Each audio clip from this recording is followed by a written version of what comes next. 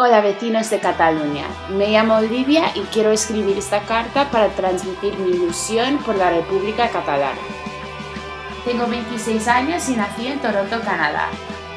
Mi madre es navarra y mi padre italiano. Mi abuelo por parte de mi madre se fue de España por la difícil situación de la posguerra y porque no pudo conocer a su padre ya que lo mataron en la guerra civil por defender la Segunda República.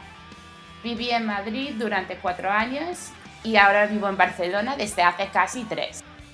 La ciudad y su gente me enamoró desde el principio y fue cuando entendí todas las mentiras que se dicen sobre los catalanes y su cultura. El día 1 de octubre estuve defendiendo el colegio donde tenía que votar y mi voto ha sido sí. Desde ese momento me siento catalana que vive en una república. Le estaba defendiendo con todo lo que he podido. Estuve en la huelga general y en todas las manifestaciones pacíficas.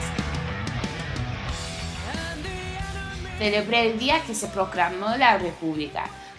Por las noches he encolado carteles pidiendo que liberen a los presos políticos. Mi perro Lucky me ha acompañado y está feliz. Hice etiquetas hechas a mano y las puse por toda la ciudad. Siempre he soñado con una revolución de las personas para las personas donde las diferencias te enriquecen, de amor por encima del odio para construir un mundo sostenible. Eso será posible con una constitución del siglo XXI. Por todo esto y por mis abuelos, ¡visca la República!